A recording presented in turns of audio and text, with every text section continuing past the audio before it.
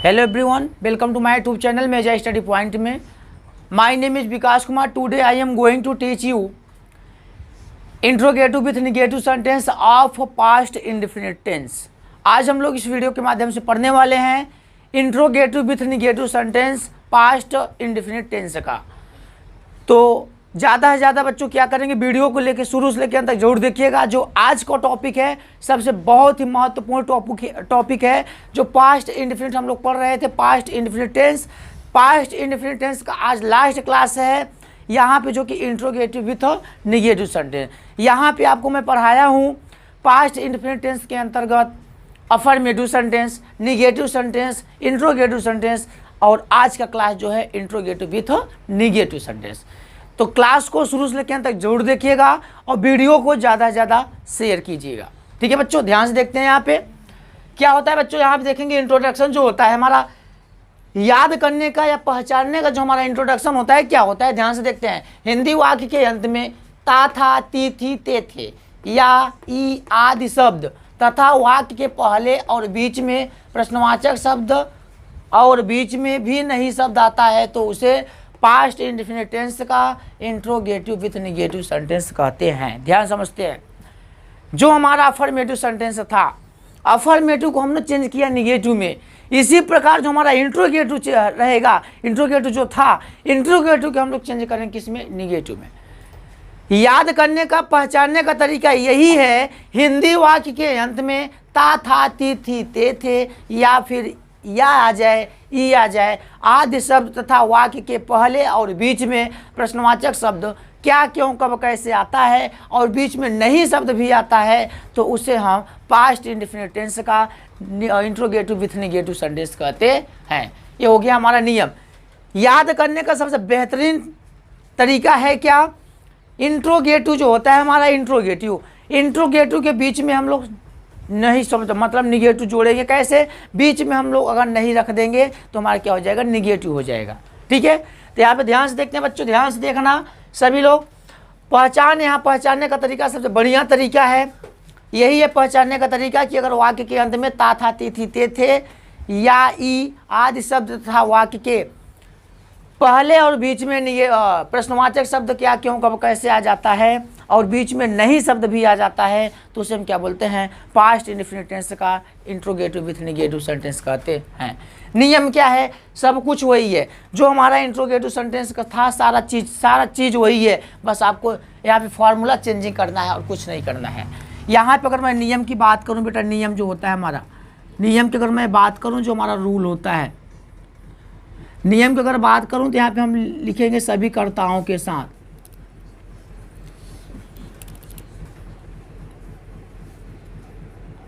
सभी कर्ताओं के साथ हम डिड का प्रयोग करते हैं। सभी कर्ताओं के साथ डिड का प्रयोग करते हैं। ये हो गया, सभी कर्ताओं के साथ डिड का प्रयोग करते हैं। आप सभी को मैं बता दूं, अफर्मेटिव जो था, अफर्मेटिव को छोड़ के निगेटिव से लेके हम डिड का प्रयोग करते आ रहे हैं। निगेटिव में भी डिड का प्रयोग किए, इंट्रोगेटिव में भी डिड का प्रयोग किए और इंट्रोगेटिव विथ निगेटिव में भी डिड का प्रयोग करेंगे। ठीक है, अब ध्यान से देखता है रूल जो हो गया हमारा, रूल ये होता है बेटा, सभी कर्ताओं के साथ डिड का प्रयोग करते हैं। सभी कर्ताओं बोले चाहे एक वचन हो चाहे बहुवचन हो, सभी कर्ताओं के साथ हम किसका प्रयोग करते हैं, डिड का प्रयोग करते हैं। ठीक है, इसके बाद देखेंगे बेटा, इसके बाद देखेंगे हम लोग जो हमारा इसका नोट होता है, नोट जो हमारा नोट इंट्रोगेटिव का था सेम। अगर मान लीजिए अगर प्रश्नवाचक शब्द से वाक्य की शुरुआत होती है तो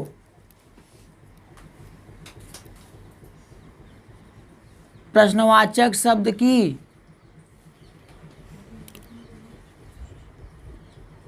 अंग्रेजी नहीं लिखते हैं।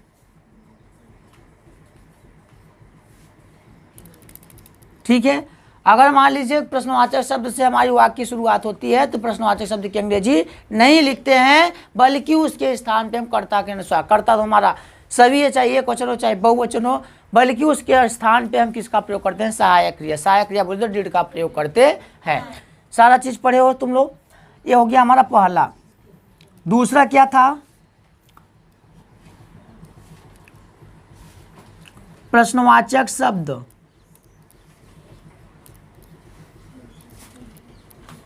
अगर वाक्य के बीच में आता है तो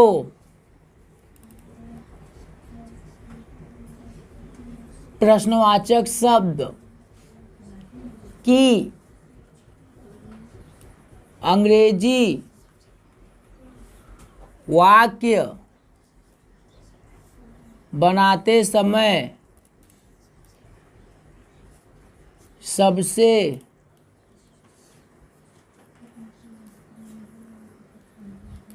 पहले लिखते हैं। अगर मान लीजिए प्रश्नवाचक शब्द की, अगर मान लीजिए वाक्य के बीच में प्रश्नवाचक शब्द आ जाता है तो हम क्या करते हैं, वाक्य बनाते समय प्रश्नवाचक शब्द की अंग्रेजी सबसे पहले लिखते हैं। ठीक है, ध्यान से देखना है बेटा, ध्यान से, ठीक है, ध्यान से देखना। प्रश्नवाचक शब्द अगर वाक्य के बीच में प्रश्नवाचक शब्द आता है तो प्रश्नवाचक शब्द की अंग्रेजी कहाँ लिखते हैं बेटा, वाक्य। मतलब कि प्रश्नवाचक शब्द अगर बीच में आ जाता है तो वाक्य बनाते समय उसकी अंग्रेजी हम कहाँ लिखते हैं, सबसे पहले लिखते हैं। सारा फंडा वही है जो हमारा सब फंडा था। ठीक है, ध्यान से देखते हैं। इसके बाद हम लोग देखेंगे फॉर्मूला क्या होता है मेरा। फॉर्मूला अगर देखेंगे यहाँ बेटा, फॉर्मूला हमको दो देखना है। पहला नंबर का फॉर्मूला देखेंगे जो हमारा हेल्पिंग वर्ब, हेल्पिंग वर्ब के अंतर्गत डिड आ जाएगा बेटा। ठीक है, डिड आ जाएगा plus subject plus not. Main verb में फर्स्ट फॉर्म मेन वर्ब का, object plus other plus question mark. इसी प्रकार सेकेंड वाला फॉर्मूला देखेंगे तो होता है हमारा क्वेश्चन वर्ड, हेल्पिंग वर्ब के अंतर्गत did plus subject plus not plus main verb का फर्स्ट फॉर्म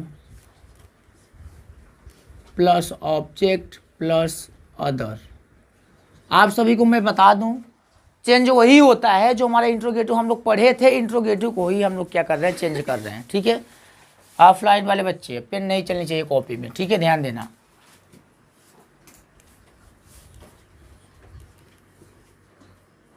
अब एग्जाम्पल अगर हम देखेंगे, एग्जाम्पल अगर देखेंगे तो क्या होगा, एग्जाम्पल अगर देखेंगे तो ध्यान से देखना। एग्जाम्पल क्या होता है मेरा, यहाँ पे ध्यान से देखते हैं। आपको मैं बता दूं, जो हमारा पास्ट इंडेफिनिट टेंस का इंट्रोगेटिव सेंटेंस था वही को हम चेंज कर रहे हैं। जैसे यहाँ पे हमने क्या किया, अफर्मेटिव को चेंज किया निगेटिव में, इसी प्रकार इंट्रोगेटिव को चेंज करेंगे इंट्रोगेटिव विथ निगेटिव में। बीच में क्या करना है, सिर्फ नहीं शब्द जोड़ देना है। ठीक है, यहाँ पे इसका एग्जाम्पल देखते हैं। क्या, धोबी नदी में कपड़ा नहीं धोता था। क्या धोबी नदी में कपड़ा नहीं धोता था। वाक्य में अगर देखेंगे तो प्रश्नवाचक शब्द से वाक्य की शुरुआत हुई है। तो अगर बेटा ध्यान से देखना है, अगर वाक्य की शुरुआत प्रश्नवाचक शब्द से होती है तो वाक्य की शुरुआत प्रश्नवाचक शब्द होती है तो वाक्य मतलब प्रश्नवाचक शब्द की अंग्रेजी नहीं लिखते हैं, बल्कि उसके स्थान पे कर्ता के अनुसार। कर्ता अगर यहाँ देखा जाए तो कर्ता हमारा शाही जो रहेगा उसके साथ हमको डिड का प्रयोग करना है। प्रश्नवाचक शब्द, आपको बस इतना ध्यान देना है कि वाक्य की शुरुआत अगर प्रश्नवाचक शब्द से होती है तो हमको फार्मूला ए ऊपर वाला फॉलो करना पड़ेगा। ठीक है, जैसे हेल्पिंग वर्ब बोलता है तो हेल्पिंग वर्ब चाहे जो करता रहेगा उससे हमसे मतलब में डिड हम लगा देते हैं। उसके बाद बोलता है सब्जेक्ट, सब्जेक्ट बोले तो बेटा कौन नदी में कपड़ा नहीं धोता है, धोबी।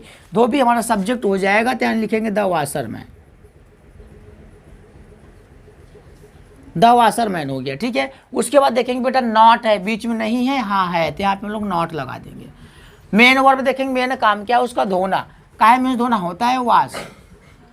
क्या धो रहा है बेटा, क्लॉथ धो रहा है। कहाँ धो रहा है, इन द रिवर, नदी में धो रहा है। ये हो गया मेरा पहला ट्रांसलेशन हमने बना लिया। अब इसी को हम चेंज करेंगे इसमें, सेकेंड वाले में। ध्यान से देखना कैसे, जहां पे हम प्रश्नवाचक शब्द पहले लाए थे, अब यही प्रश्नवाचक शब्द को हम बीच में कर देते हैं। ठीक है, धोबी नदी में कपड़ा क्या नहीं धोता था। धोबी नदी में कपड़ा क्या नहीं धोता था। अगर मान लीजिए बेटा जब प्रश्नवाचक शब्द बीच में आ जाता है तो हमको क्या करना है, ये वाला फार्मूला फॉलो करना है, सेकेंड वाला फार्मूला को फॉलो करना है। ध्यान से देखना, क्वेश्चन वर्ड बोलता है। सबसे पहले क्वेश्चन वर्ड क्या है, इसमें क्या, काय मीन्स क्या, वाट, वाट मीन्स क्या। हेल्पिंग वर्ब देखेंगे, हेल्पिंग वर्ब, हेल्पिंग वर्ब अगर देखा जाए तो हेल्पिंग वर्ब डिड है बेटा, तो हम लोग यहाँ पे डिड लगा देंगे। ठीक है, डिड लगाने के बाद उसको बोलता है सब्जेक्ट। सब्जेक्ट बोला तो धोबी है, द वाशरमैन, द वाशरमैन। उसके बाद देखते हैं नॉट है बेटा, नॉट लगा देंगे, नहीं है तो नॉट लगाएंगे। मेन वर्ब का फर्स्ट फॉर्म, मेन वर्ब क्या है उसका, धोना। काय में धोना, वाश। काय धो रहा है बेटा, क्लॉथ धो रहा है। कब धो रहा है, कहाँ धो रहा है, in the river, in the river, नदी में धो रहा है बेटा। ये चीज़ हो गया मेरा। अब हम लोग देखते हैं नेक्स्ट नंबर। जैसे यहाँ पे हो जाए, क्यों वह बाजार नहीं जाता था। क्यों वह बाजार नहीं जाता था, क्यों आ गया, प्रश्नवाचक शब्द हो गया, बीच में नहीं शब्द हो गया। ध्यान से देखते हैं, पहचानने का तरीका हमारा यही है कि ता था से हमको बताएगा पास्ट इंडेफिनिट टेंस। ता था हमको बताएगा पास्ट इंडेफिनिट टेंस। नहीं शब्द बताएगा नेगेटिव सेंटेंस। और प्रश्नवाचक क्यों बताएगा कि प्रश्नवाचक शब्द हमको बताएगा इंट्रोगेटिव विथ नेगेटिव सेंटेंस। किसका, पास्ट इंडेफिनिट टेंस का। लास्ट वाला ही बताता है, हमारा टेंस का पता लगाता है। हमेशा याद रखेंगे हम लोग कि लास्ट वाला जो होता है बेटा, यही चीज़ हमको बताता है कि हमारा टेंस कौन सा है। ठीक है, अब क्यों वह बाजार नहीं जाता था, वाह की शुरुआत प्रश्नवाचक शब्द से हुई है, तो हमको प्रश्नवाचक शब्द से मतलब नहीं है, बस हमको क्या यहाँ पे क्या लगा देना है, डिड लगा देना है। उसके बाद बोलता है करता, करता बोले तो लड़का है तो आप लगाएंगे ही। उसके बाद नॉट, ही के बाद नॉट। मेन वर्ब क्या है उसका, मेन वर्ब का कौन सा form, first form. Main verb क्या है, जाना। कहाँ जाना, go to market, go to market हो गया। इसी प्रकार अगर हम इसको चाहेंगे तो इसको हम चेंज कर सकते हैं। बीच में देखो यहाँ पे, वह क्यों बाजार नहीं जाता था। वह क्यों बाजार नहीं जाता था, वह क्यों बाजार नहीं जाता था, लड़का है ना, वह जाता था से पता चल रहा है बेटा। प्रश्नवाचक शब्द आ गया बीच में, यहाँ पर हम लिखेंगे why, did, he, not. Main verb क्या है उसका, जाना, गो टू मार्केट। ये चीज़ हो गया बेटा हमारा। यहाँ पे हमने दो वाक्यों को आप लोगों के सामने चेंज करके बताया।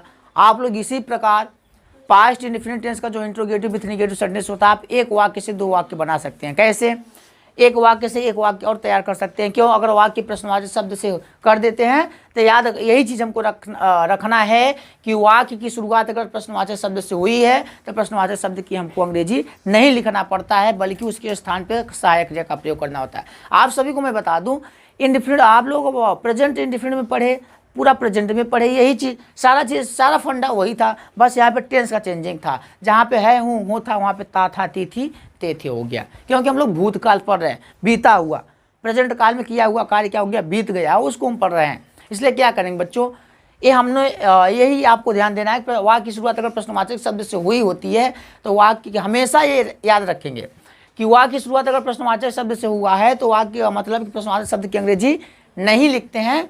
और अगर वाक्य की शुरुआत मतलब कि प्रश्नवाचक शब्द से नहीं हुआ हो, प्रश्नवाचक शब्द बीच में हो, तो यहाँ पे हमेशा याद रखेंगे हम लोग कि प्रश्नवाचक शब्द की अंग्रेजी सबसे पहले लिखते हैं। हमेशा यही चीज़ याद रखेंगे कि प्रश्नवाचक शब्द से अगर वाक्य की शुरुआत होती है तो वहाँ पे अंग्रेजी नहीं लिखते, चाहे जो टेंस हो। ठीक है, चाहे जो टेंस हो, जरूरी नहीं कि पास्ट इंडिफिनिट टेंस, चाहे जो टेंस हो, अगर वाक्य की शुरुआत प्रश्नवाचक शब्द से हुई है तो वहाँ पे हम प्रश्नवाचक शब्द की अंग्रेजी नहीं लिखते हैं। और अगर वाक्य के बीच में प्रश्नवाचक शब्द आता है तो हम वहाँ पे वाक्य बनाते समय सबसे पहले प्रश्नवाचक शब्द की अंग्रेजी लिखते हैं। समझ में आया सभी को? सभी को समझ में आया? बेटा अगर आज का क्लास आप सभी को समझ में आया हो तो वीडियो को ज़्यादा से ज़्यादा शेयर कीजिएगा और लाइक कमेंट तो जरूर कीजिएगा बच्चों, क्योंकि लाइक कमेंट आप लोग नहीं करते हो तो लाइक कमेंट से क्या मिलता है, खुद को मोटिवेट मिलता है। आप लोग अगर चैनल पर नए हो तो आप लोग जो बच्चा चैनल को सब्सक्राइब नहीं किया है, सबसे पहले आप लोग चैनल को सब्सक्राइब कर लीजिए और बेल आइकन को प्रेस कर लीजिए। हमारे द्वारा जितने भी वीडियोज़ का अपलोड हो उसका नोटिफिकेशन आप तक आसानी से पहुँचता रहे। ऐसे ही शानदार वीडियो हम आप लोगों के सामने लेके आएंगे इंग्लिश ग्रामर से रिलेटेड। आज के लिए बस इतना ही। जय हिंद, जय भारत।